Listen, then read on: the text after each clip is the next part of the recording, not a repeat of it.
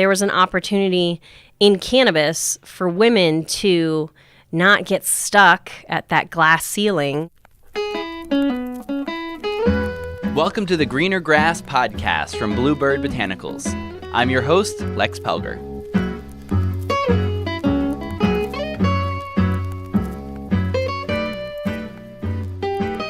Today is a great interview with a badass filmmaker. She's also a perfect fit for our Women in Weed series. Her name is Wendy Borman, and she's the filmmaker behind Mary Jane's, The Women of Weed. She took a pause from her whirlwind tour of the festival circuit to stop by the BlueBird office to talk about the making of the movie, how she got interested in cannabis, and the fascinating films that she worked on prior to this. I hope you enjoy this interview as much as I did, and if you get a chance to see the film, go out and grab it. This show is brought to you by BlueBird Botanicals, to spread education about cannabis and other things on the greener side of life. BlueBird CBD oil comes from farms in southern Colorado and is grown using only water, soil, and sunlight. Go to bluebirdbotanicals.com for more info. I'm here with Wendy Borman, the maker of Mary Jane's, The Women of Weed. Thanks for joining me. Hey, thanks for having me. It's great to be here. So before we get into the movie, can you tell me what led you into filmmaking and the first two features that you did before? Yeah. So I originally wanted to be an actor. And thankfully, my parents said, we're not sending you to college to be a waitress, so you need to have a backup plan. So it's like, fine, I'll add a journalism major to my theater major. And the great thing about that was I kind of made my own film school that way because I had the acting, directing, working with actors experience from the theater department, and then I had the technical experience in the journalism school through their broadcast electronic journalism segment. And I had my click moment when I was in Ghana, West Africa in 2002. I was doing this environmental journalism study abroad there, and my internship was to be on this film set for a TV show. It was called The Things We Do for Love. It was kind of like the OC or like 90210. It was like their teeny bopper focused, show, right? But it was sponsored by the Ghanaian social marketing firm. So every episode had this message about HIV prevention and awareness and things like that. So it was really interesting. Well, as an intern, you're getting water, you're, stopping traffic, you're making sure people get where they need to go. Well, one day the director wasn't feeling well and he handed me the script and said, you call it today. So at 22, I'm in Africa directing a TV show and I was like, yeah, this is what I want to do. Forget the acting, forget the theater stuff. I want to direct. So in a roundabout way, I did Teach for America. I taught in the South Bronx. I worked in San Francisco and New York and LA. And in 2007, I had an opportunity to go to Thailand for 2 months. And it was one of those experiences when I heard about the opportunity, I was like, I think I need to take a camera with me. Because it was a group of actors who were going to Thailand to do a fundraising performance for this elephant hospital. And I didn't know much about Thailand. I didn't know much about Asian elephants or anything. But by following them around, we went into the elephant hospital one day and there was a 3-legged baby elephant hobbling around because she'd stepped on a landmine. And I just can't live in a world where that happens. So I could never write a check big enough. I could never, speak in front of the United Nations or, do anything like that. But I knew I could make a film about it. So I spoke to the founder of the hospital and she said, I'm going to help her walk in again. And I said, if you do it, I'll come back. So over the course of 4 years, I went to Thailand 4 times just filming that progress. And eventually they were able to build a prosthetic and the elephant walked and we had happy tears and that film became The Eyes of Thailand. And it was actually honored by the United Nations twice. So that was that film. But the average length of a documentary is like 5 to 7 years. So you constantly have a bunch of projects going as a documentary filmmaker. So in the middle of all of that, I'd also had the opportunity to produce a documentary about dyslexia. Well, I had taught middle school in the South Bronx with Teach for America years before, and I knew I had kids who were undiagnosed for learning disabilities. Probably some were dyslexic. When you have 15-year-old sixth graders reading at a first grade level, and the school district saying, well, they can't fail sixth grade again, you have to pass them on to middle school, and yet they're just thinking I'm stupid, as opposed to my brain just learns differently. There's a disconnect there, right? So that was a really great kind of full circle moment where I could come back and in a different way try to address that, but this time as producing a documentary, and that became The Big Picture: Rethinking Dyslexia, and that was at Sundance in 2012, and HBO ended up picking it up. Wow, it's quite a spread of topics. Yeah. None of them cannabis related yet. And so how did Cannabis come about to be your next big project? Well, I moved to Colorado in 2014. And I had actually never tried cannabis before. I was not a user. I'd really absorbed the DARE messaging, of marijuana being a gateway drug. We weren't even calling it cannabis at that time. And there's drug addiction in my family. There's alcoholism, there's needle drugs. And so I just stayed away from it. And yet, when I moved to Colorado in 2014, I couldn't ignore hearing all these amazing stories of women having success in the industry. And that was intriguing to me, but I didn't quite have an access point, right? Well, I finally heard that statistic in 2015 that 36% of senior leadership in the cannabis industry was women. And when you compare that to the national average, which is 22%, there is a significant amount of more female leadership coming to cannabis. And that intrigued me enough that I wanted to learn more. So I started the process by interviewing over 100 people over the phone to just try to wrap my head around it, like not knowing anything. And I realized that not only was cannabis connected with gender parity, it's also connected to social justice and environmental sustainability. And those three core values have been present in all my other projects. So once I figured that out, I knew that even if I wasn't a cannabis user, I had an access point in a way to help highlight the stories of the women who are leading a responsible cannabis industry. And did you start to find why there was more parity for women in this industry? I found that there were mainly two big reasons why women were coming to cannabis. The first opportunity comes down to just corporate culture. There was an opportunity in cannabis for women to not get stuck at that glass ceiling where you're the SVP of something and you've got a bunch of white guys getting promoted over you. You can be the CEO, you can be the founder, you can hire the colleagues that you want to work with. And by doing that, we see that when women and people of color start more companies, they have more diverse boards and they have more diverse colleagues. And I think that's because we intuitively know that when you have diverse perspectives, your company ends up being more successful because you're not going to get stuck in one way of thinking, right? And we see this across film sets, Fortune 500 companies, and the cannabis industry. When you have diversity, the company ends up being more successful and more profitable.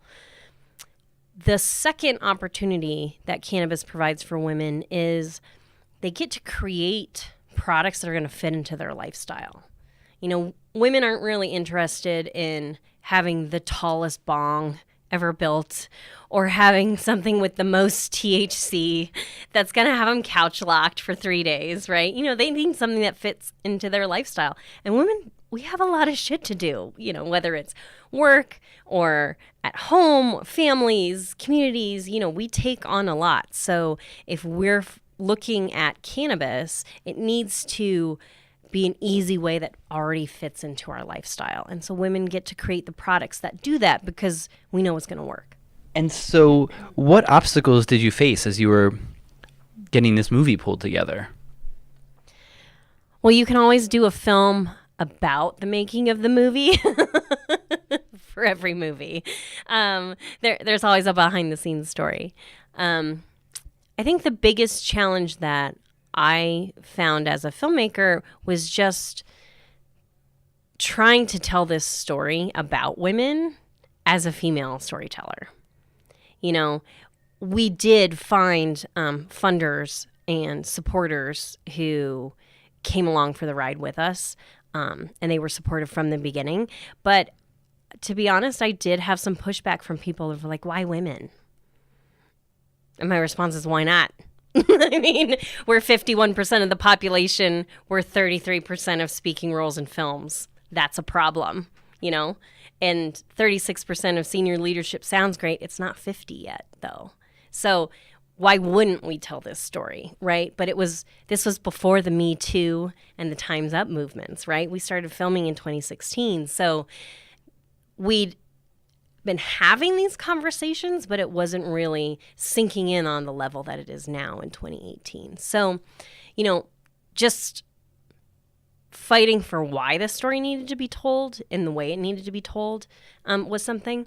Funding is always an issue, but it is for every startup. You know, every film is basically a startup company. So you're pitching to investors, you're going out, you're writing the business plans, you're doing everything you can just to keep the lights on and keep going, right? And yet you've got one product.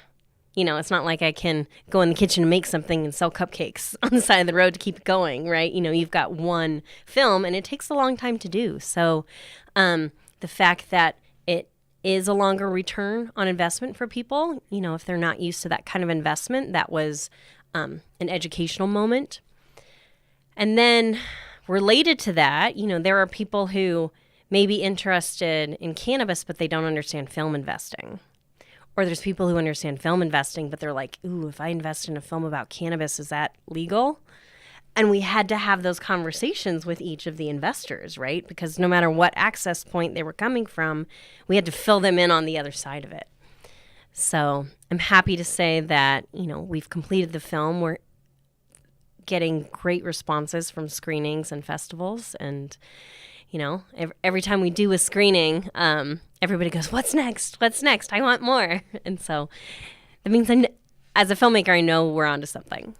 And when did you realize that you would need to be in front of the camera to really pull this movie together? So as a documentary film, you go in with some idea of a story, right? So you just can figure out, like, what am I going to film? What am I not going to film? So we originally thought we had a pretty simple story. Women are leading this new industry. This was in 2016, right? So we were thinking we're going to have the first female president. The sky's the limit for women. This is a girl power film. And when that didn't happen, we really had to go back to the drawing board and figure out, you know, what is this film about?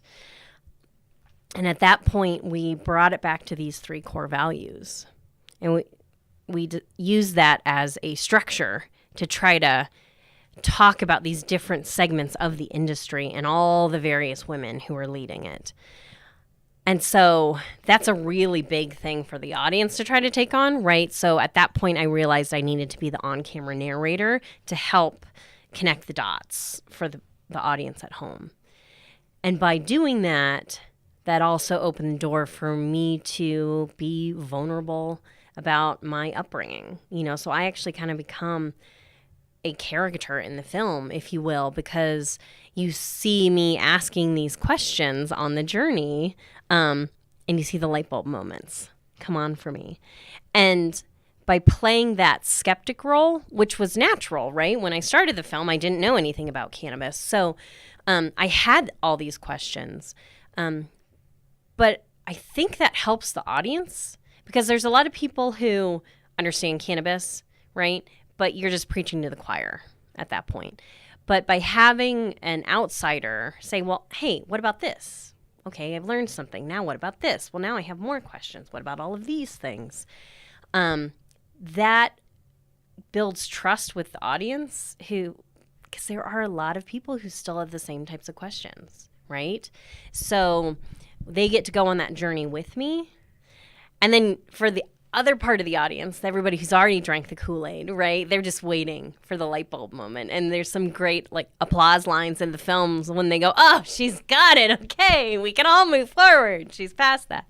So it's always fun to stand in the back of the theater when the audience is watching the film because you see them emote and connect and it's different in every screening. You know, we've had screenings on the West Coast, the East Coast, and Colorado. But there's some key lines that stand out each time for people that we know we're winning them over at that point. And were there any cities that you screened in that surprised you? I think the screening that was the most eye-opening for me was a recent screening we did in Oklahoma City. You know, we had our film festival premiere in Mill Valley, so that's Northern California. So they've got a long history with cannabis. We also did a screening in Woodstock, New York, also a long history with cannabis there. But Oklahoma City, I mean, they have an opportunity. Oklahoma as a state has an opportunity to vote whether to legalize medical marijuana or not in June. And so they hosted this screening to help have that conversation with the community. And that's really ground zero now. I mean, we forget in these other pockets of the world where cannabis is legal that it's life and death for some people. You know, there were people coming up to me in tears saying, my family won't talk to me anymore because I use cannabis instead of opioids. I can't see my grandchildren because I do cannabis instead of all these other pharmaceuticals. You know, my doctor won't let me go to the doctor's office anymore because I wanted to talk about cannabis. And we forget that, right? In these bubbles like Colorado where it's legal. There were people who were arrested just driving into the state of Oklahoma because they had Colorado plates. Whether or not they had something in their car or not, I mean, they were targeted by the police. So that stuff is still happening. And so until cannabis is legalized federally, it's still going to happen. And that was a really powerful reminder for me that we still have a lot of work to do. How did you come up with the term Puffragette for the people doing this work? Well, as we were putting together the film in the edit, we realized we needed to figure out a word to kind of, you know, encapsulate the type of work that these women are doing. And there's a lot of cute things out there. I mean, you look at Instagram hashtags and you can see ganja girls and green goddesses and, you know, sativa sisters and even the title of the film, you know, Mary Jane's Women of Weed, things like that. But it just didn't feel like that was doing their work justice. If we're talking about big things like gender parity, social justice, sustainability. So I was having a marketing meeting with my team and we just kind of spitballing like, what could this be? And Puffragette came out of it and we were like, it's perfect. So we define a Puffragette as a woman or a man who is working for gender parity, social justice, and environmental sustainability in the cannabis industry.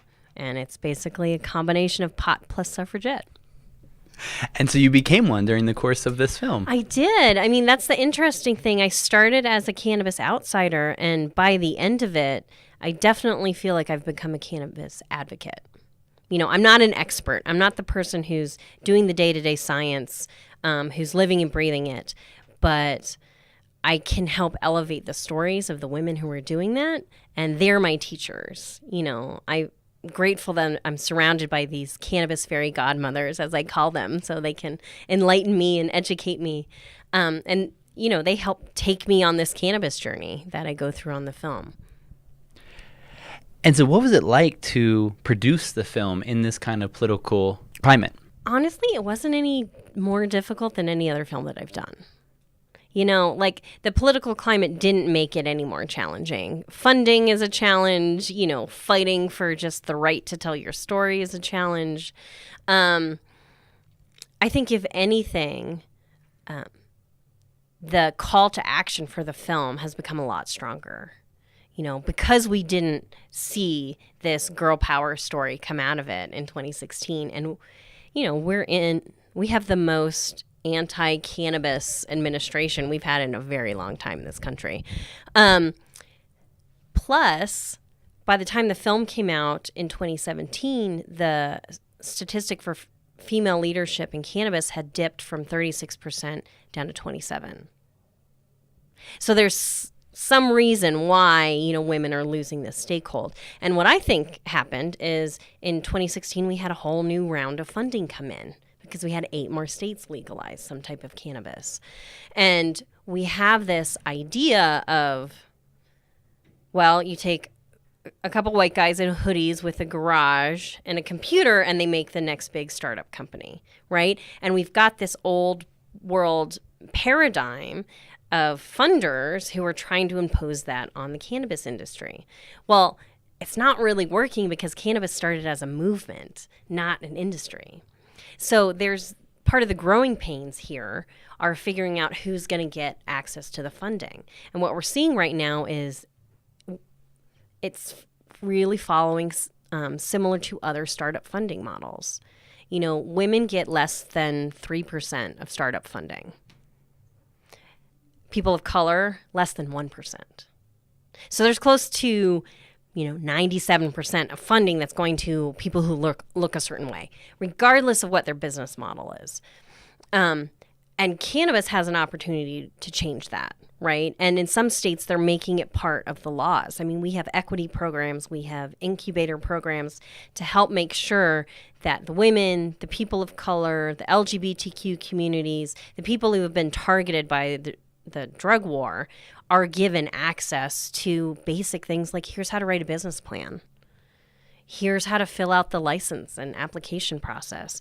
Here's how to pitch to investors. Here's what a pitch deck looks like. There's these skills gaps that we can fix if we want to.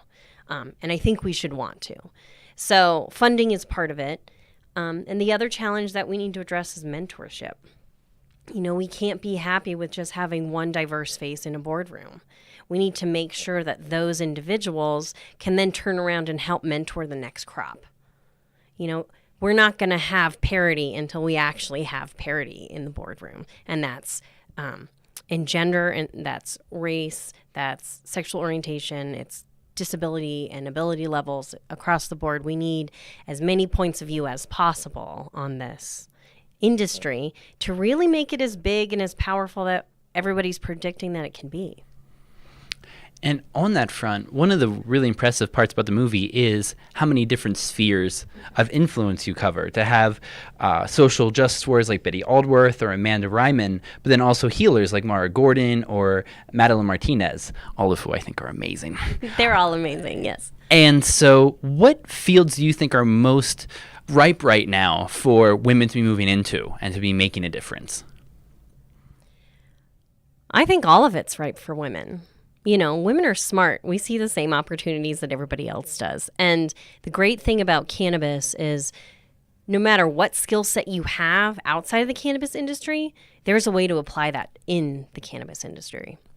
So you don't have to be stuck as the marketing person unless you want to be the marketing person, right?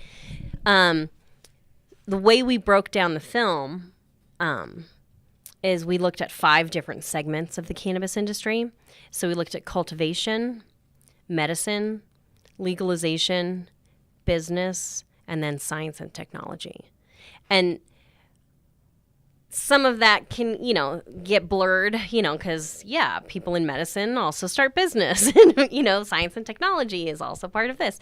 But structurally, having those 5 segments created kind of these chapters in the film, and that let us hear from experts in those particular segments of the industry. And that's how we got the diversity. That was a big goal for me as a filmmaker. Just if we're going to look at this industry and saying women are building it, what type of women are building it? And that's a huge social responsibility, right? So it became very important to have a broad cross-section of women. So different ages, ethnicities, expertise, geographical distribution. I'm proud to say we interviewed 40 women and included them in the film. And the diversity of the perspectives was really important for us as storytellers, but it's also really important for the audience. Gina Davis says, if you can see it, you can be it. So if we want to encourage more people to come into the cannabis industry, we need to show them that, wow, this person who looks like you or has a similar background to you, they're able to be successful here. You can be successful here. Were there some other lessons that you really wanted to that you were really hoping people would be able to walk away from the film with? It's less of a lesson and more of a comfort level. I had never tried cannabis before I started the movie. And as we were putting the film together, we showed a rough cut to an audience and they said, I think there's a scene missing. If Wendy's going to be this skeptic at the beginning of the film and go on this journey, like, does she try it at the end? So I did. I felt like that was an important thing to do. You know, it wasn't about sensationalism. It wasn't like, let's get Wendy stoned. It was, let's use this as an educational opportunity to really flip the script and look at normalization, right? So I decided what product I wanted to use. I went to a dispensary. I showed people what I was buying. I had a conversation with a female bud tender so she could coach me through what type of product and how I might want to try to combine things to make sure I had a positive experience. And then I also put together a group of cannabis fairy godmothers. You know, these are the women who are the old guard, right? They're the old pros. They know how to do this. And they guided me through this. And it was wonderful because I had heard from some other women that maybe their first cannabis experience wasn't that positive. Maybe somebody passed them something at a party or a guy gave it to them and there's a bunch of peer pressure. And I was able to flip that script and make it a very empowering female-centric thing. So that felt important. And by doing that, it also gives the audience permission to have those conversations that maybe they have some questions about. Maybe there's a family member they want to talk to about how they can decrease some of the pharmaceuticals that they're on by switching to cannabis. Maybe they just need some terminology to figure out how to talk to a doctor about incorporating this. Or simply, it could just give them the courage to walk into a dispensary in their state and say, hey, I want to learn more about this. What do you got? Right? So I'm hopeful that just by modeling that, that is an opportunity for audience members to take away and say, I think I want to learn more. Let's start that conversation. One small puff for woman, one great puff for humankind. I love it. How did you get Melissa Etheridge? I'm impressed. Oh, thank you. No, we're thrilled to have Melissa Etheridge in the film. So she's a busy lady, as you would expect, right? So it was actually a 10-month journey, being in touch with her publicists and managers and just figuring out where would we be, where would she be, and it was a wonderful last-minute surprise. So we actually joined her in St. Louis because she was doing a concert there. So I hopped on a plane with a cinematographer and 2 cameras, and we flew out there to interview her. And we were able to do a sit-down interview with her in a hotel room. And if you saw the behind-the-scenes photos, it was pretty impressive. We had to like tip the bed up and like all this stuff to make it look like a real room, not like a hotel room. And then we were able to film her during her sound check, so we got some behind-the-scenes music stuff from her too. So it's a great scene in the film. We're thrilled to have her, and you know she's one of the big cannabis advocates. So we felt like if we were going to do this story, you know, we needed to do everything we could to try to encourage women of her caliber to be in the film and also keep having that conversation. It is a feather in your cap. Well, thank you. Yeah. And so just 2 more questions before you continue on your whirlwind tour. What advice would you want to give to other women who wanted to make films like this or films of any kind? Well, my advice to women, no matter what you're interested in doing, is don't wait for permission. You know, a lot of times I think women wait to get invited to do something. They want to make sure it's okay before they start. And if you have an idea, just start. You know, whether it's a film, whether it's a business, you know, there's a small, easy, cheap way for you to start and test your idea. You know, if you want to make a film, grab your phone. Like, there are films and film festivals that have been filmed entirely on cell phones. So there's a way for you to do it and just test it out and see if it works. If you want to open a business, you know, talk to a couple people, do a prototype, get some feedback. And you're going to learn a lot as you go, just in terms of your audience, your marketing, your branding. funding opportunities, revenue streams, but you're not going to learn any of that stuff unless you start. And so the last question would be, what do you hope the most for the future of women in the cannabis industry? My biggest hope for women in the cannabis industry is the same hope I have for women everywhere. I would like to see women as respected equal partners in humankind, as well as the boardroom, in our communities, as business owners, everywhere. So if we are 50% of the population, let's have 50% of the leadership stake. The other half of the sky. Exactly. And in that, when we get more female leadership, we're going to see that the way we think about abundance and scarcity is going to change. We've got this idea right now that, if we're going to make things equal for other people, I have to give something up. There's that saying that for people of privilege, equality feels like oppression, right? They have to lose something. They've been winning in this rigged system, and they have to lose something to make it fair for everybody else. And I don't think that's entirely true, because what we're doing at that point is saying there's one big pie and everybody gets a certain percentage of it. And what we're seeing everywhere is it's not just one pie. You can have as much pie as you want. You can have your own pie. You can make your own pie and give it to the people who love your type of pie. And they will tell all of their friends about your type of pie. And that doesn't hurt anybody else's flavor, right? So we see this differentiation in all kinds of other media. You see it in film, you see it in magazines, you see it in websites, you see it in all this other stuff. So we can see it in business. We can see it in our community. So we don't have to give anything up necessarily to empower other people to make sure that we have an equal playing field. So everybody eat as much pie as you want.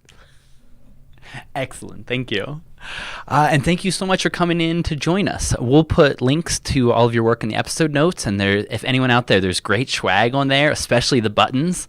And the design on the T-shirts is really excellent. And so anyone, please go see the film, support the film. And thank you so much, Wendy, for your time. Yeah, we try to be really easy to find. And I encourage everybody to join us on social media. We're at Mary Jane's Film on Facebook, Twitter, and Instagram, and maryjanesfilm.com.